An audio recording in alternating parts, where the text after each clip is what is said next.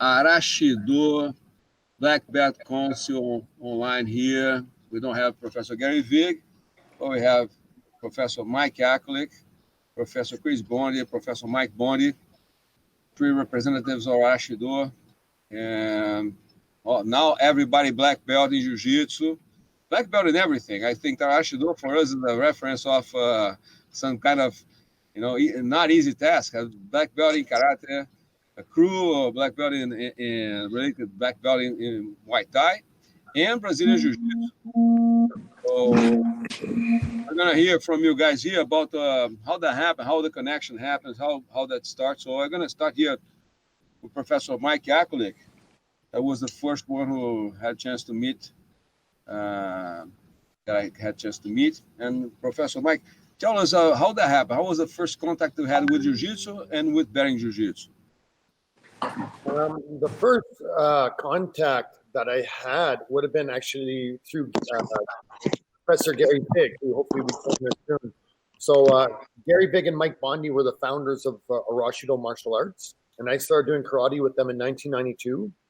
And right around that time is when the UFC, of course, was coming out, and Professor Gary and I would kind of fool around with some jiu-jitsu like stuff, which is always something that felt natural to me, to kind of roughhouse and play around. Of course, like no one would call it jiu-jitsu, but back then we were doing it because that's all we knew.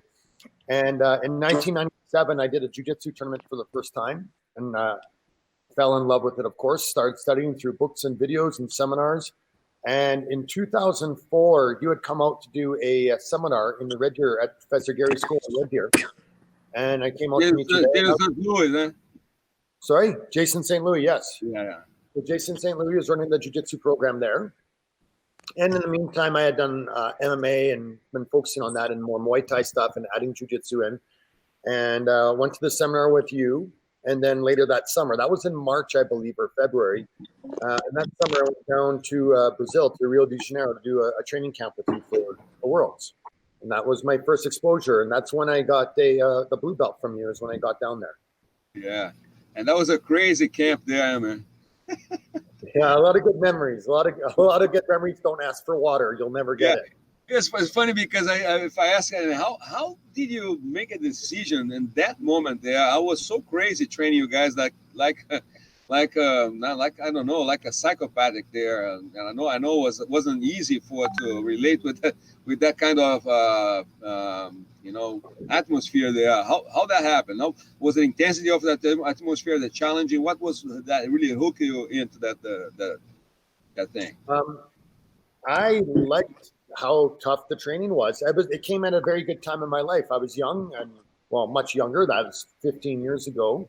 So would have been 30 years old. So in good shape, doing a lot of MMA and training a lot. So it was a really good challenge. And I like being pushed in that way, or at least at that time in my life when I was young and capable of pushing myself. I really liked that kind of instruction. So I enjoyed it immensely. Yeah, for sure. I think the examples and the leadership we had through Márcio Coleta, Fabrício Verdun, Mário Reis helped as well, and to give you some kind of reference for yes, because I think you got there. They were champions that year. Huh? Yeah, they were. I remember training with all 3 of them when we were there for the month. It was incredibly good training. Yeah. And you as a big guy, I know I did put you on the line with the big guys there as well. I always thought I was a big guy, but Márcio Coleta and Fabrício Verdun, man, those are big guys. They're really big. It's true. But so, Professor, oh, come on. See, that's easy. Professor Mike Bonde. So you guys, you and Gary started before that? You guys had a chance to know Jiu-Jitsu? Introduce Mike on this? Well, the first exposure we really had with any of the ground martial arts was in 1994. There was a camp. So we live in Calgary, or close to Calgary at the time, Red Deer. And there's quite a famous little town called Banff, right out in in the mountains there. And so one of the guys from Edmonton, actually, one promoter who promoted some fight cards and MMA and such like that, he wanted to get some really big names together and do this camp out in Banff. So he brought in some karate legends, some Muay Thai legends, and some jiu-jitsu people. And so we were, of course, karate and some Muay Thai at that time. And so we were really interested to go see people like Joe Louis, Bill Superfoot Wallace was there, Peter Cunningham, who was a world kickboxing champion at the time, and some karate guys. And some people, so then there were some other people that showed up, people like Michael DiPasquale Jr. from New York, who's a Japanese jiu-jitsu guy, but pretty good guy, pretty violent. And then one guy that we had never really heard of before, named Robert Bussey, and he had his own organization called RBWI, Robert Bussey Warrior International, and he called himself the King of Combat. And of course, we've never heard of him, right? So we're like, oh, okay. So who's this guy? The one with the funny suits with the different colors. Is that a guy? He always had a funny suits. Yeah. Yeah, I met him once in the show in Toronto. I don't remember. Oh, yeah. And we were kind of like, hey, we were 20 something years old, and we're being cocky dumbasses, and we're like, King of Combat. I never even heard of this guy. He's probably like the Prince of Combat or something. He's not the king. Anyways, and then we watched him do his first demo for about a half an hour, and we were so glad that we kept our mouths shut. Holy shit, did he go? He just turned people inside out, round and round. And that was the first time we'd ever seen like arm bars, flying arm bars, triangles, things like this. He was showing things that were just blowing our mind, and we're like, holy crap, am I glad I kept my mouth shut. Anyways, so we came back from that weekend with a whole new appreciation of, hey, there's more than just punching and kicking people in the face out there. We should look into this. And so, yeah, same sort of thing as Professor Mike Yackulic was saying. We came back and we went, okay, so what are we going to do? We started looking around, and there was nothing. There's nothing in Calgary, nothing in Red Deer. So, we did the same thing anybody else did. We found some videotapes of the, people like Gracie in action and whatever we could find, and started trying to figure out. I remember one day in Professor Gary's school in Red Deer, about 5 or 6 of us lying on the floor going, okay, let's figure out how this triangle thing works. I know you got to wrap your head around, you got to wrap your legs around someone's head, but, do you just squeeze like crazy, or what's going on here? Anyways. Yeah, but that's a good way to to study different martial art. I know in the beginning, jiu-jitsu is pretty confused. As I say, it's simple but not easy, and for sure to change the mind from a karate point of view or a stand-up point of view, the contact fights for grappling matches or grappling game is totally different. And I know for Professor Chris Bonde, this transition as a very rounded, very skillful stand-up fighter, all control of your movements with hands and legs. That was a little more challenging for you to get in jiu-jitsu for that transition, because, man, you got excellent results over the group that we have there. We have some gold medals in the world championships, and every time you came to Brazil, you were always on the podium. Surprising, actually. The guys didn't believe that you will do that good, and you came here, and I think most of your fights were from won by submissions. So tell me a little about this transition for your side. Well, I always liked we always did a little bit of jiu-jitsu in our karate growing up. I remember failing my blue belt test in karate because I had 30 self-defense sets. And I would always freeze under the pressure and just trying to memorize all the things. And Mike, my brother, tried to encourage me not to quit because I wanted to quit. I failed the test and I said, I'm quitting. And I was at a pretty big plateau in my karate training, so didn't think I was getting very far. And Mike and Gary tried to continue pushing me to keep going. And when we started working with the different people that we were working with jiu-jitsu wise, I always took to it really quickly because we kind of always dabbled in it a little bit. So like the fundamental movements and the fundamental submissions and so on. just always really appreciated that and liked it quite a bit. So I don't know if the pressure from fighting and Muay Thai translated into grappling well for me, but I always seem to stay calm before a fight. I get so calm, I get super lethargic, and I yawn at least once every minute, and I've fallen asleep before a fight in the ring. Just that's how my body reacts to the pressure. And same thing was in Brazil, same thing at the tournaments, just really calm and relaxed. And I guess I must focus well, but it all seemed to just fall into place. Like, well, that was easy. Well, that was easy. I guess I should do this, and look up at my teammates, choke him. Oh, I guess I should choke him. Yeah, cross choke. So I don't know. Maybe it was who I was fighting, but I think I fought a couple good guys that were pretty pissed off that I beat them. So it was a good experience. But yeah, just I'm not sure what it is. I really enjoy it. Maybe it's the karate and the Muay Thai just kind of gave me the tools I need to stay calm and deal with the fast pace. I'm not sure. And your experience fighting in Thailand was helpful for your competition. I think you guys do some camps everywhere in the world. I know you do for karate.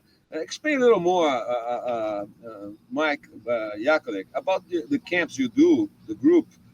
You have my visits twice a year. We do all our gradings and our seminars, instructors meetings, and all the chance we have for some privates, et cetera, some extra here and there. But you guys have twice a year as well, or once a year, a trip to train Muay Thai in Thailand. And how often you go to Japan for karate? I'll actually let Professor Mike Bonde answer that question. He took a group to Japan. Our Professor Chris is the one that's kind of he is in charge of the trips to Thailand. We've gone, I can't remember how many times. I think he's in charge a lot more than this. Yeah, I think he's been about 15 or more times now. 19. So, 19. Wow. Yeah. But I think one of the things that is really good about Arashi is we have about 19-20 schools, about 2,500 members. And with that brings a lot of unity and a lot of strength in numbers. So it offers a lot of opportunities to do larger events and to do special trips to Thailand or Japan. It's not maybe a consistent annual thing for the Japan trip, not yet at least, but for Thailand, I think it's been pretty consistent every year for the last maybe 19 years now. I don't think Professor Chris has missed a trip ever. So. Yeah. And the group is increasing the number, the group, Chris? What's that, sorry? Is increasing the number of people looking for the trip as well, or is the same group of guys that are looking for the trip? No, it's different every time. Sometimes there was a lot of hype, and I think we took 27 people or something one year. It was quite a big group, and then met up with some Australian friends. So there was over 60 people instantly in the camp. So it was just instant, awesome training atmosphere. And other times it's been, we haven't talked about it as much and not as much interest. So it's been only me and Professor Mike, or me and, Renchi Russell. It's just a couple of us have gone. So which has also been nice because, as you probably know, it's a lot of work to try and chaperone more than 5 people. And less than 5 people, it's a lot less work. So when you get down into 2 and 3 people, now all of a sudden you can go everywhere in one cab, and everything gets a lot easier. So a couple of the trips have just been personal, and time for me to turn my brain off and be a student and train. So and really that's what I enjoy. Sometimes the trips when we're taking a lot of people, it's a lot of work aside from me training. So for sure. But the camp you guys do there is the Lompayu. Is that the group of that you guys affiliated there? You represent from Thailand? Is a group or is a style? What is that?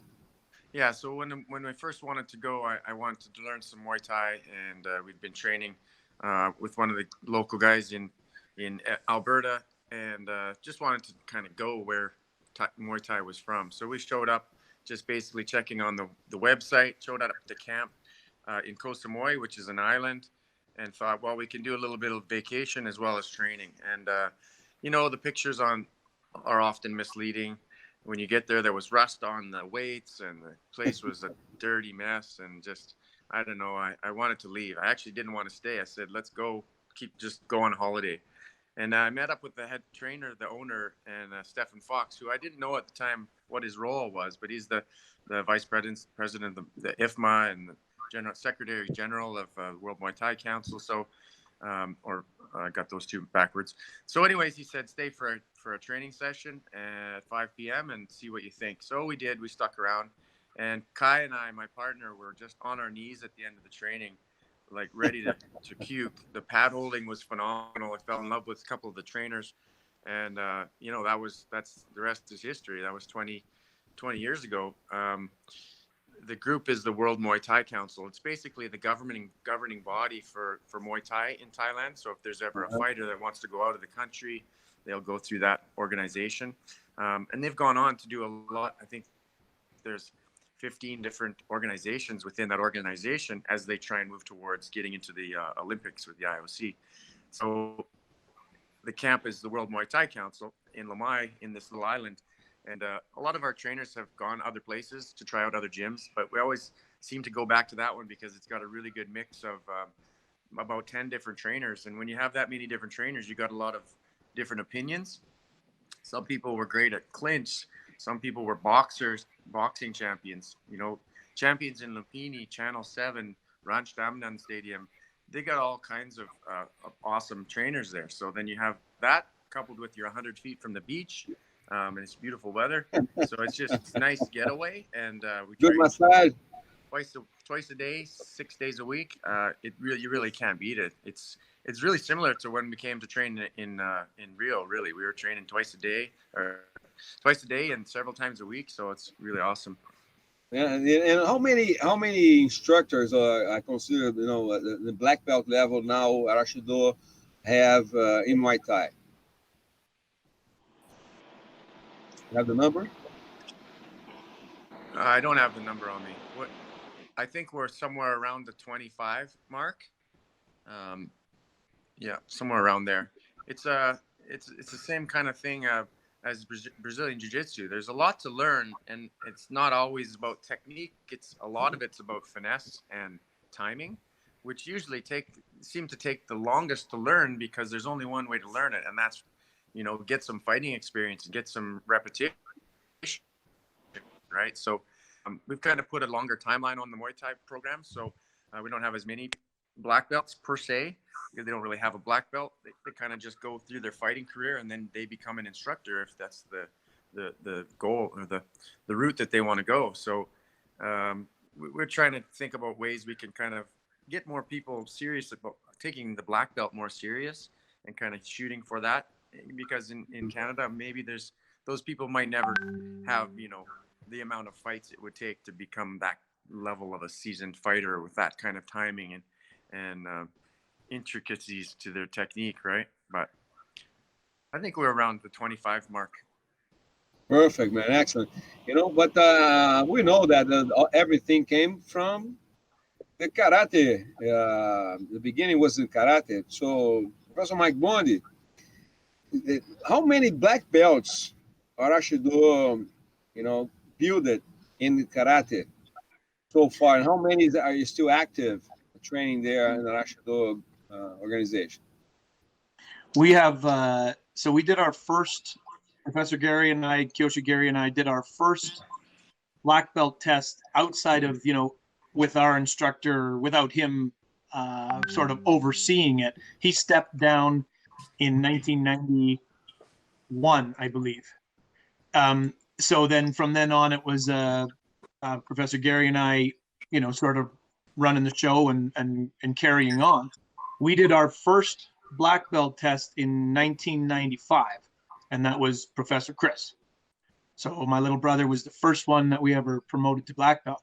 And, you know, at the time we thought, okay, this will be good. We'll do, every year we'll do 1 or 2 or whoever's ready, right? And the next year there was 3 people ready. So we're like, oh, okay, well, I guess we have to do 3. So we did 3, and it wasn't that bad. And before you knew it, as we grew and as we got more schools, and then Professor Chris went on to start a to start a affiliate school, and then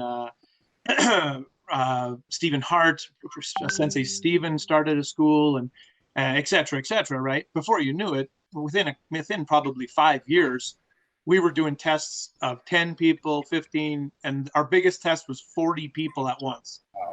And then we had to rent a gymnasium. We brought mats from the school, and we had 6 rings running, and in each ring, they were showing different skills. So in ring 1, they were doing their kata. Ring 2 was self-defense. Ring 3 was sparring, and then they went from ring to ring to ring, changing every 20 minutes, half an hour, or whatever, to show their different skills, right? So that was really interesting. I would say I would have to check with a historian through Chris, but I would say we have over 300 karate black belts now that have come through the system. And I would say there's still probably 50 that are, that still train on any given basis. Some are heavily involved instructors, and some are more just casual trainers. They come in and they train and they enjoy it, and then that's it. They're just having a good time, and they're just students, right? But I would say somewhere in the 50 range is probably still realistic. Can you guys still see me? All I see is a white screen. Yeah, we can see you. But the point is impressive is how many people really reach it with influence to change their lives. That's the most important. They still training, but if you affect more, if you say the 300 black belts and all the people around them, their families, their relatives, and everybody that get any result about their education through martial arts, I think that's a great influence in the community. Well, it's a commitment, right? I mean, it's a 5-year minimum, 5 years commitment for karate black belt, and a lot of them are young, a lot of them are kids, right? So the fact that they have stuck with it, and in a world where we want instant results and we want something different every couple weeks. The fact that these people are being inspired and motivated to stay long term and commit to something that brings them out the other side, with not only a physical skill, punch, kick, which isn't necessarily such a big need in today's world, right? I mean, we don't walk around punching and kicking people on a daily basis like we might have done 200 years ago or 500 years ago. But the skills that go along with it, just like jiu-jitsu, courage, commitment, respect, loyalty, all these things that you can hopefully instill in people along the way, especially young people as they come up, change their life, right? And we now have second generation people, like kids who got their black belt as 12, 13 years old, are now grown up and putting their kids into karate in our schools, which is pretty cool. It's amazing. And Professor Mike Yackulic, it's exactly bringing to the point that, I have been going there since 2004. And some kids, when I was there, they were just kids. Now they have their families. Some of them, and, they're responsible. I just saw, come on. The kids are growing so fast. So, and now they're going to be 1 year for me, not every 6 months. Every 6 months, I'm already jumping. Boom, boom, boom. Some of them I have all pictures since they started until now, and like we had the last year we did a little presentation. I think was with was Chris, who was the kid we did that, and Chris was one of your kids. Tyson Moore. Tyson. That was Tyson. Started when he was 5, I think. Yeah, when he was just sitting beside me in the chair, and I'm standing up, and he just, Yeah, he's 17 now. That's amazing. But Professor Mike Yackulic, man, I remember the first time I spent some time with you guys there. Your your green van, the $1 van, and from that day, at that time, for the changings, remember you still just dating Ann, and we didn't marry yet.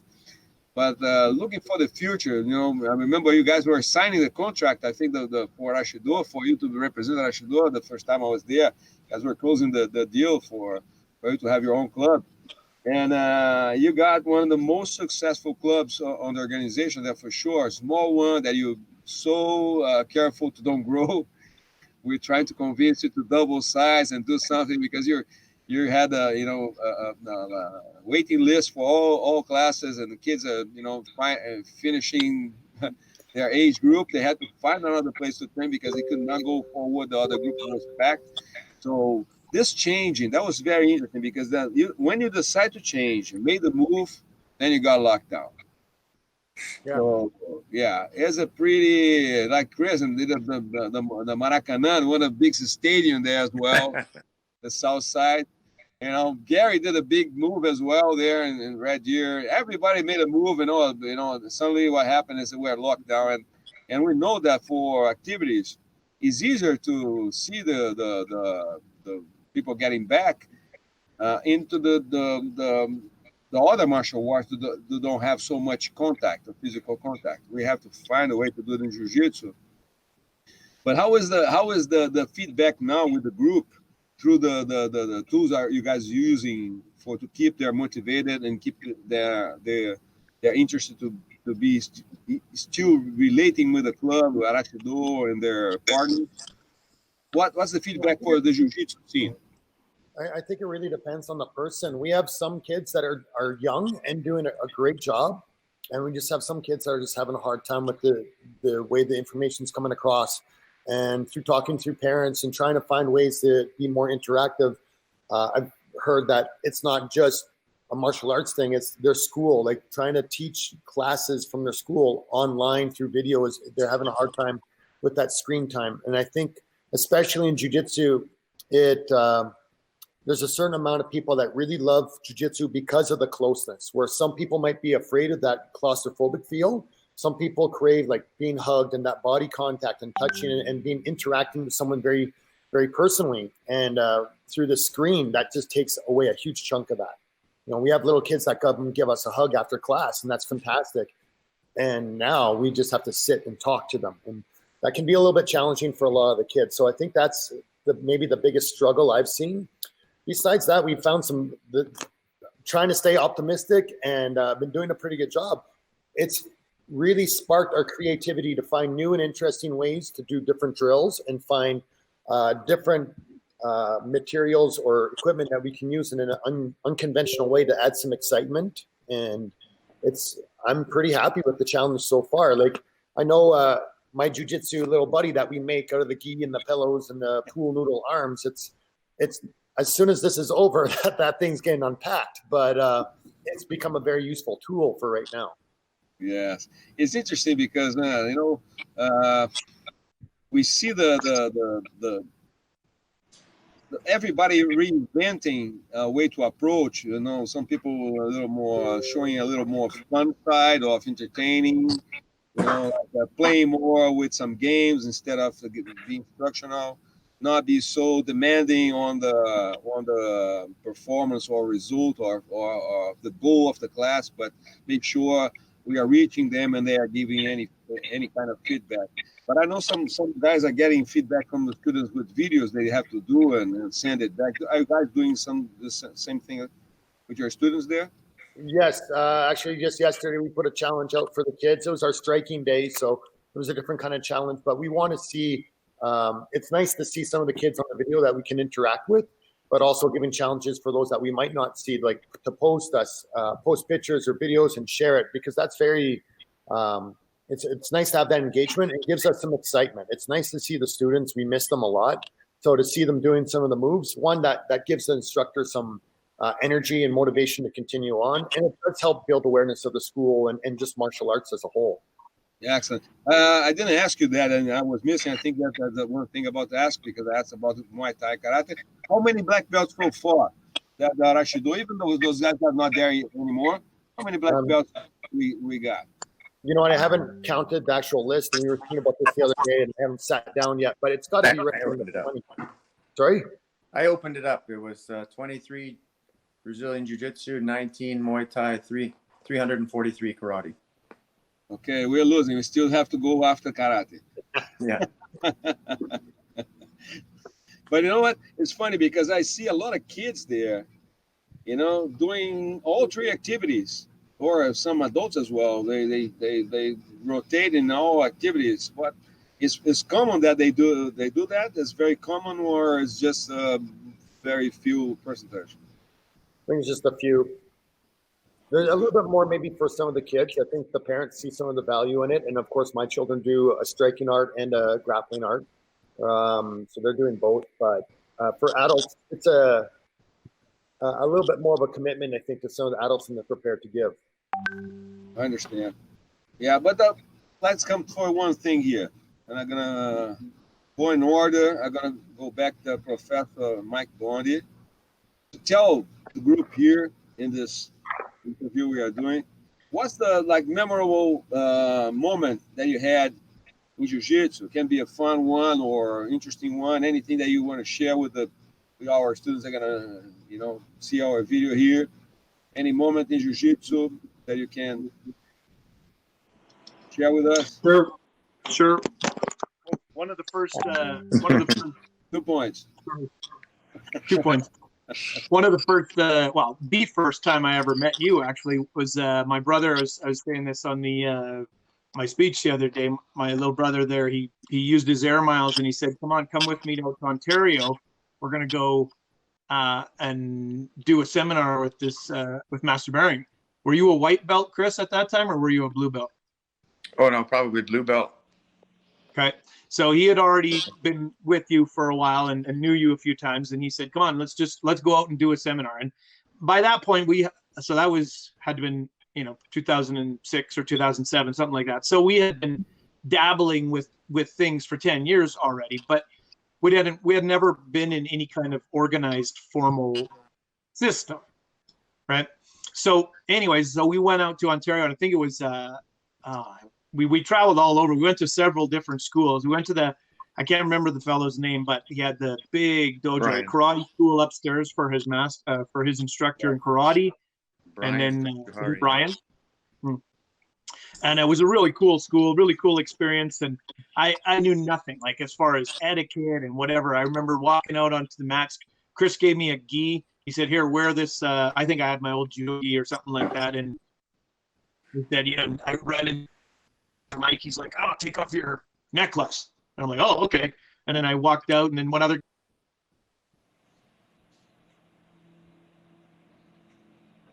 Oh, man. No. Your earring. Oh, okay. I had no clue. And Monkey and all those guys were out there, Professor Mike, of course. And you're walking into a whole realm of new. Of high-level guys and new information, and just a pretty shocking amount. Up until then, we had half a dozen people interested in role.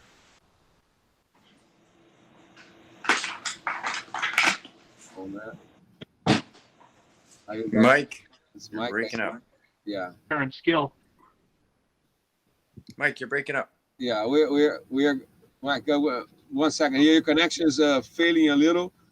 We're gonna go back to you, but I'm gonna pass to Chris a quick one, because we're gonna go back very soon to finish that, man. I want to hear that. But Chris, tell me yours. What was the question about memory from jiu-jitsu? Memorable time or memories. I have a lot of memories from Brazil. I've only been 4 times.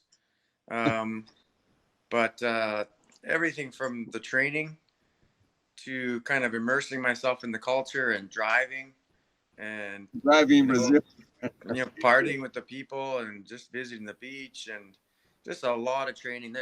The 4 times we went was with different groups of people. So, our very first time we went with one group, Mike Yackulic and I were on our way from the airport and our taxi got stopped at gunpoint. And we were like, what should we do here? So get out of the vehicle, search our luggage, at gunpoint and then said, "Okay, you're not the guys we're looking for. You can get back in and leave." So that was a pretty awesome. Yeah.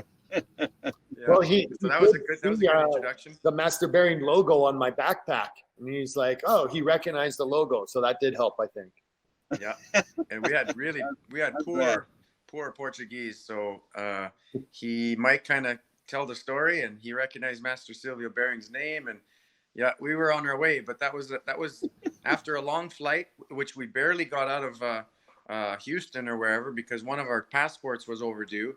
And we had to beg to get on that flight. And anyways, that's a whole other story. But just the training, the people, the atmosphere when we were training there, I think the majority of my good memories of jiu-jitsu come from Brazil. And then, nowadays it's just getting together with you and, Professor Mike, just learning new things in a different way because my body's 25 years arthritis, so I'm kind of learning things in a new light now. So it's I don't know, just everything about jiu-jitsu, Thank you, man. Thank you very much. Mike Yackulic. I would have to say, of course, there's a lot of memories that are fantastic, and I love that I get to teach my children jiu-jitsu now, which is just great to have that as part of their life, especially because I like that contact. But that first trip to Brazil was probably one of the more memorable moments, and you probably might not remember it, but it's something I refer to in my school a lot. Is I remember my very first class in Brazil with you. The only encounter I had with you before that was at the seminar. And of course, you were extremely polite and a great ambassador for jiu-jitsu. And I thought, well, I'm going to go to Brazil and train with this guy. He's so nice. Master Behring that goes to a seminar is a fantastic person. Coach Sylvio Behring is a hard ass. So the very first class, you jog in a circle and you brought out the bamboo shinai. And, jog in a circle, you pull one of the brown belts in and you jump and duck, and then you hit the guy in the ear. And he already had cauliflower ear, and he stopped and he held his ear and he said something in Portuguese. I'm sure he was yelping. And you didn't stop. You just kept hitting him. And that's when I went, uh-oh, I'm in trouble. But, of course, when you worked your way down the list, I was a white belt then, and you were very, very nice as you went down. It was nice to see you modified what you did to who you were with. So, but my first thought was like, oh, I'm not going to make it out of here alive. So, nice. a lot of good memories of that training area and the big blue hot spot of the light. The sun would come to burn you, and the big window, the sunset when the sun was going down. Yeah, that 2 square meters was moving all the way in the plastic, everybody melting on that, and everybody was looking for the same window to breathe. That was really good, man. Good times. I love that. I'm glad you experienced that because that's exactly what it was. I was trying to be proportional, with the demanding for each level. And that was very challenging because sometimes there we had like around 50 or 60 people on the match, packed with 3 groups rotating and non-stop with world champions, black belts, brown belts, purple belts, guys from everywhere. So it was a pretty challenging experience. But I want to go back there to Professor Mike Bonde because you couldn't finish. The connection didn't go low. So you're talking about going around the club there, around all the black belts or the famous guys there. Yeah, a lot of famous names from Toronto out there doing their things, and it just so happened to be that particular time where you and Professor Shaw decided to. I think it was pretty impromptu. I think you guys just were messing around, and then all of a sudden it turned into a little demo. And you guys did like about an 8-minute demo of the progressive guard, just one thing to the next thing, to the next thing, to the next thing. And it just kept going and going and going. And of course, this is my first experience seeing it, right? Most other people at least would have recognized what was going on. But I'm just like, how are these guys doing this? How do they know what to do? Like, did they practice this before? How are they doing this? Anyways, it was pretty interesting. Shai's a genius, man. Shai's a genius. You know that. So for me... And when we were looking for, it was funny because it was like, hey, let's go dance. Actually, that video is a really cool video. I was giving a tip, and I think you guys could do it. actually, that video, if you guys put together the way it is and make some comments over, what's going on there, it's a great video. It's a great, because we didn't train that. We didn't do it. We just, let's go up. Come on. And we tried to, go back and forth. That was interesting harmony between us. For sure. From the beginning, I know Shah has his mentality for fights amazing. The way you put your hands on him, he will always be proportional, exactly the same feeling. So that was very gentle, and that was accepting the next move. So I really enjoyed that video. I watched that. Every time I pass through that, I watch it again. I like it. I like to remember that moment. Yeah, I see it floating around on YouTube now and again, and I watch it every time. It started out really interesting because it was just you and him doing some stuff with everybody else. Everybody was around doing their own thing, and pretty soon Mike appears in the video as well. Mike Yackulic appears in the video. Big tattoo on the back. There's a blue belt there. Right. Crazy. I think it was. And then there was just less and less and less, and pretty soon everybody was just sitting around watching. Yeah, that was a pretty good time. But guys, you know what? For us here, as you request, it's 4:45 now here in Brazil, 1:45 in Edmonton time. What I wanted to do, my goal was to really have you guys sharing here with me at this moment for us to put on our channel here, and you guys make sure your students have a chance to watch it. As soon as all the video here is edited, we're gonna announce for our groups to put it there. Zé Renato, elder son, is here, our guard angel, taking care of the whole technology, and you can see the setup is pretty good. I hope you guys enjoy it, and I want to do it again.